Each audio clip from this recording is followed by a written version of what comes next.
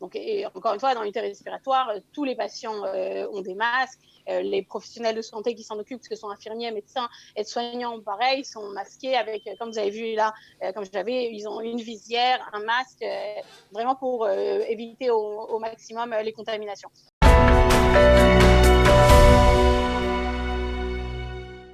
Et on commence tout de suite notre émission, en tout cas nos interviews de ce matin avec notre premier invité, puisque nous sommes en ligne, nous sommes en Zoom plus exactement, avec Caroline Ohaillon. Et Caroline Ohaillon, bonjour. Alors Caroline, on ne l'a pas encore parce que évidemment, on m'a dit qu'elle était avec nous. Oui, elle est avec nous, mais comme elle est harnachée en tenue, puisqu'elle est, elle est au l'hôpital d'Assuta. Je vous entends. On va essayer d'aller dans un endroit un peu plus tranquille. Elle est là, la voilà. Donc bonjour Caroline Ohaillon, vous êtes médecin senior à l'hôpital d'Assuta et évidemment vous occupez des urgences notamment. Donc ce pourquoi vous êtes habillée comme on le voit aujourd'hui. C'est ça, exactement. D'ailleurs, d'abord, merci. Vous à m'entendre. Oui, on vous entend bien, Caroline. D'abord, merci de prendre du temps. Je suppose que vous êtes très occupée actuellement. Merci de prendre du temps pour répondre à nos questions et pour faire un peu le point sur la situation justement dans les hôpitaux israéliens. Et surtout dans votre hôpital, comment ça s'organise? Je sais que vous avez mis beaucoup de mesures en place, que les choses ont été complètement réorganisées. Est-ce que vous pouvez nous expliquer comment ça se passe chez vous? Alors, nous a fait à peu près maintenant, je pense, 5 semaines qu'on est passé en matoukonet Corona. C'est-à-dire que l'ensemble de l'hôpital a été réorganisé avec, d'une part, l'ouverture à l'intérieur des urgences d'un miyun neshimati, c'est-à-dire une unité respiratoire.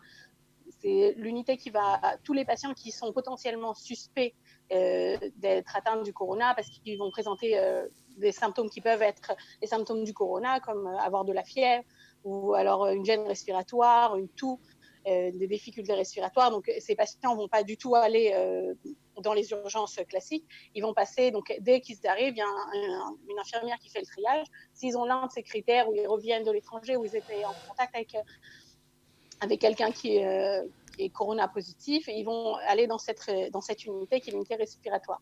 Alors c'est important, Caroline, de préciser. Au niveau des urgences. C'est important de préciser parce qu'il y a beaucoup de gens qui hésitent à aller aux urgences malgré parfois des pathologies sérieuses qui n'ont rien à voir avec le corona, parce qu'ils se disent si je vais aux urgences, c'est sûr je vais être contaminé. Alors non, parce qu'en effet, donc ces patients sont directement, ils rentrent dans l'unité, dans l'unité respiratoire. Donc, et encore une fois, dans l'unité respiratoire, tous les patients ont des masques. Les professionnels de santé qui s'en occupent, que ce sont infirmiers, médecins, aides-soignants, pareil, sont masqués avec, comme vous avez vu là, ils ont une visière, un masque, vraiment pour éviter au maximum les contaminations. Ça, c'est ce qui concerne la partie respiratoire au niveau des urgences. Bien entendu, au sein de l'établissement a été ouvert la Mahlakat Keter, comme vous avez entendu dans à peu près tous les hôpitaux, il y a la Mahlakat Keter, donc qui aide dans cette Mahlakat ne contient que les patients qui sont corona chiyuvit, c'est-à-dire ça a été prouvé qu'ils sont positifs pour le corona. Déjà, il n'y a pas ce mix avec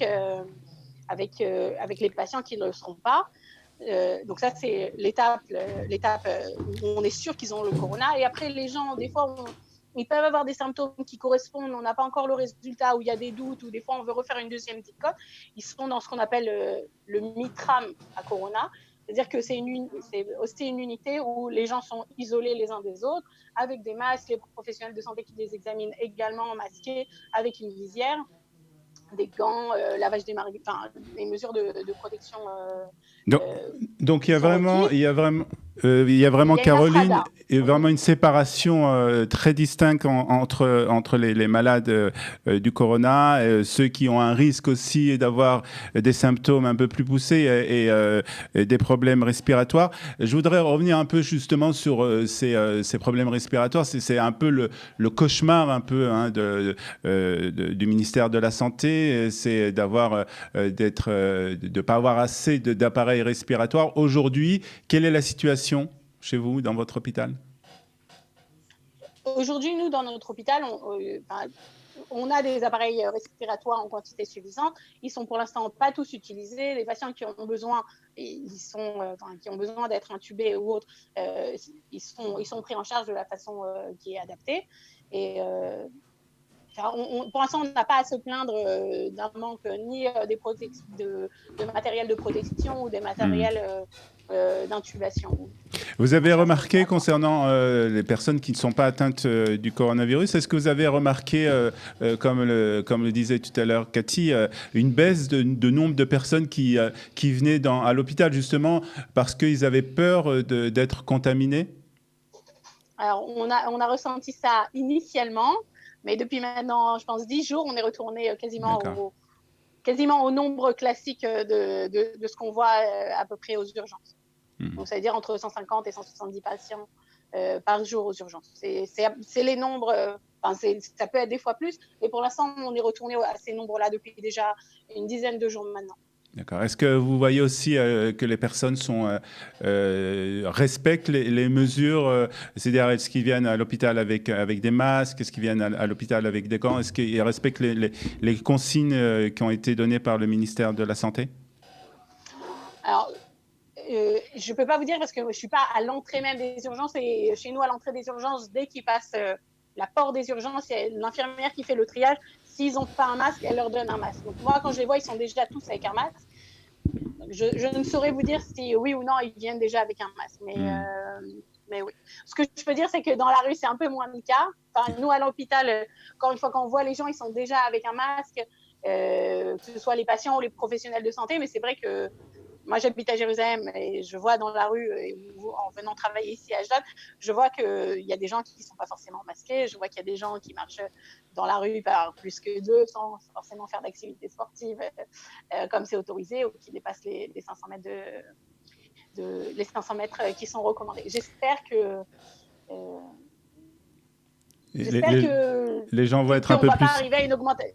Voilà, que les gens vont être précautionneux, qu'on ne va pas arriver à une augmentation des cas. Comment vous voyez on le craint tous un petit peu. Comment vous voyez justement, avec Pessah, on le voit un peu. Caroline, comment vous voyez cette espèce d'ouverture, de déconfinement très progressif? Est-ce que ça vous inquiète, vous, en tant que médecin? J'ai envie de dire oui et non. Il y a un moment, de toute façon, il va falloir qu'on retourne à la vie, si on peut dire, normale. Après, j'espère que en fait, c'est un peu il faut que les gens jouent le jeu. C'est-à-dire que nous, en tout cas, en tant que professionnels de santé, notamment aux urgences, on fait des sacrifices qui sont énormes. C'est-à-dire, en l'occurrence, par exemple, moi, je ne suis pas retournée voir mes parents depuis à peu près 2 mois maintenant. Il y a beaucoup de gens ici certains ne voient pas leurs enfants parce qu'ils sont en bas âge ou d'autres ne voient pas certains membres de leur famille par peur de potentiellement pouvoir les contaminer parce qu'on est potentiellement, nous, à risque parce qu'on est exposé à des gens qui sont malades. Donc, c'est vrai que nous, on fait énormément de risques et on espère que c'est quelque chose qui va payer. Donc, il faut aussi que les gens de leur côté qui sont dans leur maison, qui n'ont pas d'obligation de sortir, qui ne sont pas ce qu'on appelle des gens riyunim, que ces gens ils restent à la maison, ils respectent le confinement, ils sortent avec un masque. Pour l'instant, les minyanim ont été autorisés aujourd'hui jusqu'à 19 personnes.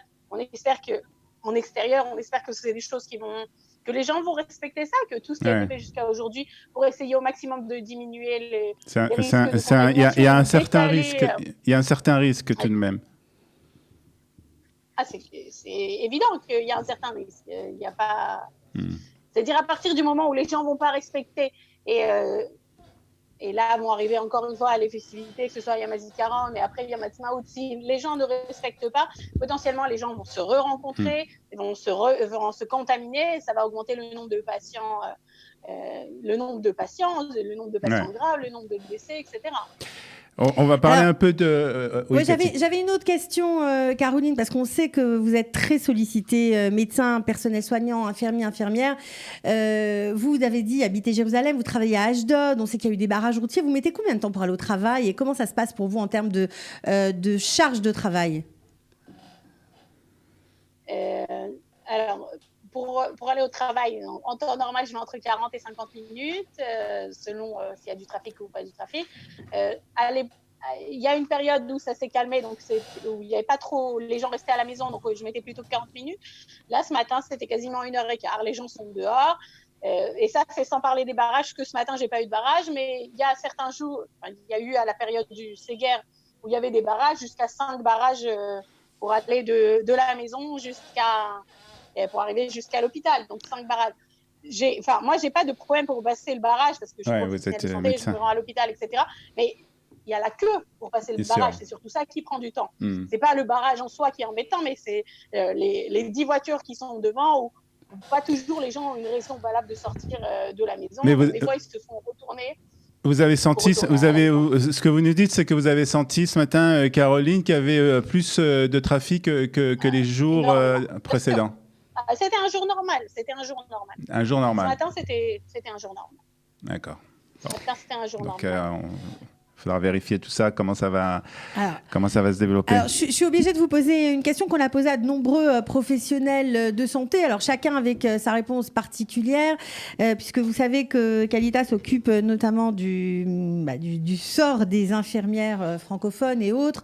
On sait que certains services, peut-être pas le vôtre, mais certains services sont surchargés, notamment en réanimation, et certains professionnels ont fait appel, même des chefs de service, à des gens, à des bénévoles pour venir les aider. Alors, on ne sait pas si c'est toujours le cas aujourd'hui, si c'est votre position aussi.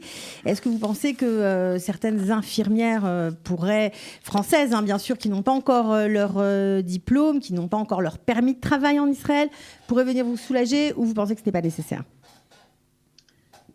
Alors, je vais donner un peu quelques petits éléments de réponse pour un peu comprendre ce qui se passe. Donc, quand j'ai commencé tout à l'heure à expliquer la réorganisation de l'hôpital avec l'ouverture de l'unité respiratoire, mais également avec l'ouverture de la Marleket Corona, il y a eu un autre changement énorme qui a impacté nos vies à tous, c'est la réorganisation en équipe. On travaille en 4 équipes qui sont des équipes, pour être simple, des équipes de couleur bleu, jaune, rouge et vert. Ces équipes sont des équipes fixes, médecins et infirmiers, qui ont été composés depuis à peu près maintenant 5 semaines. C'est-à-dire que moi, quand je viens travailler, je ne vois que les mêmes personnes. Je ne croise aucun de mes collègues. Il y a certains de mes collègues que je n'ai pas vus depuis plus de 5 semaines, parce que justement, c'était fait pour ne pas qu'on se contamine les uns les autres, parce qu'à partir du moment où il y a un membre d'une équipe qui est contaminé, il pénalise, mais toute son équipe, elle sort de la Torah. Donc, il y a eu aussi dans l'hôpital un certain nombre il y a certaines marlakotes qui sont des marlakotes moins urgentes qui ont été fermées. Il y a certains instituts de l'hôpital qui sont pas des choses, qui font des bdicotes ou des examens qui sont pas des choses urgentes, donc qui ont été annulés. C'est-à-dire et certaines opérations qui étaient non urgentes qui ont été décalées. Donc, c'est-à-dire qu'on s'est retrouvé avec tout un personnel, soignants, aides-soignants, infirmiers, même certains médecins, qui pour l'instant se sont retrouvés un peu sans emploi. Donc tous ces gens ont été réaffectés. Certains ont été réaffectés dans le service d'urgence, certains ont été réaffectés dans la Marleket Corona, d'autres ont été réaffectés dans la partie respiratoire. Et tous ces gens pour l'instant ont été réaffectés. Ce qui fait que pour l'instant, on n'a très clairement pas un manque de personnel. On a même certains médecins qui peut-être dans certains services, on un peu en connaît-nous, si jamais ils ont besoin d'eux, alors ils vont les appeler. Pour l'instant, on n'est pas du tout on n'est pas comme par exemple les États-Unis où très clairement ils ont demandé un peu à des gens d'un peu partout de venir les aider. Je sais qu'il y a le professeur Gamzo de Echilov qui a même proposé s'il y avait des médecins en Israël qui voulaient aller se porter volontaire pour aller aux États-Unis. Moi, j'ai des collègues français qui étaient en allée-recherche aux États-Unis qui sont partis aider dans les hôpitaux de New York. On n'est très clairement pas du tout dans ce qui se passe aux États-Unis. Juste pour vous donner un petit peu un exemple, aux États-Unis, donc, il y a un nombre de patients intubés, ventilés, de patients graves qui sont atteints du corona qui est très, très important, surtout dans la région de New York. Et donc, il y a beaucoup de choses qui ont été annulées dans la routine. C'est-à-dire que les orthopédistes n'ont quasiment plus d'activité.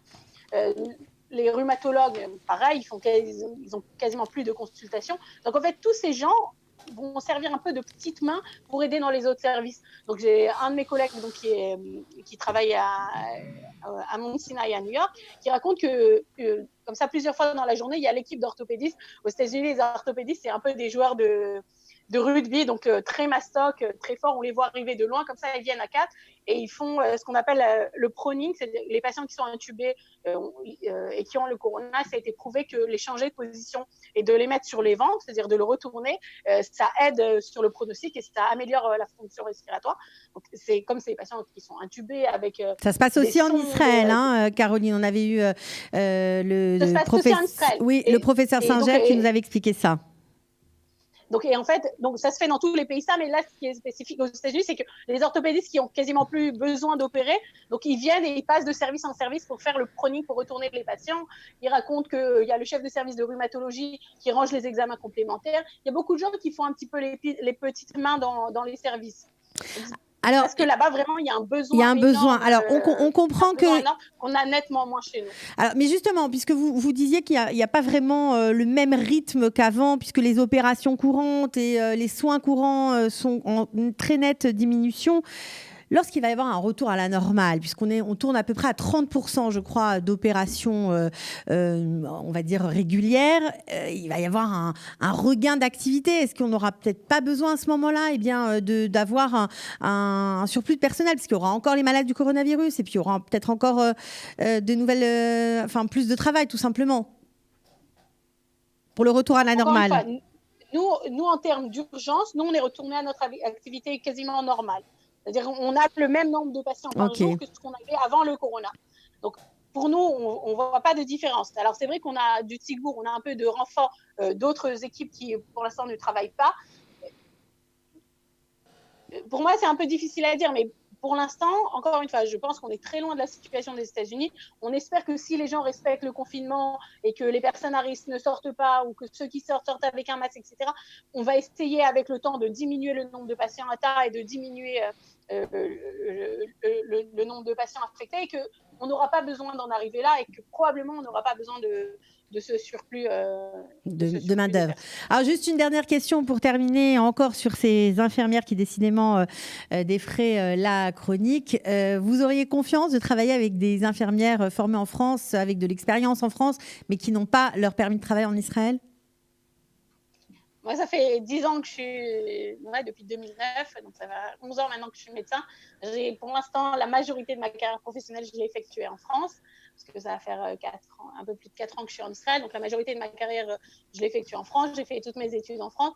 Donc, très clairement, il n'y a pas de raison. J'ai travaillé avec ce même genre d'infirmières qui ont eu le même type de formation, donc il n'y a pas de raison qu'il y ait un problème quelconque à travailler avec elles. Ok, merci beaucoup. Merci beaucoup. Bon courage, Caroline. Courage, bonne continuation, Caroline. En tout cas, merci pour tout ce que vous faites. Retrouvez du dimanche au vendredi notre live quotidien spécial coronavirus. 3 heures de direct ininterrompu de 8h à 11h. Pour tout savoir sur l'actualité du virus en Israël, mené par Daniel Haïk, Olivier Granilic et Cathy Chouproun. Le live Studio Qualitas, c'est tous les jours en direct, puis en replay sur Facebook, YouTube ou sur notre application et sur le site studioqualita.com.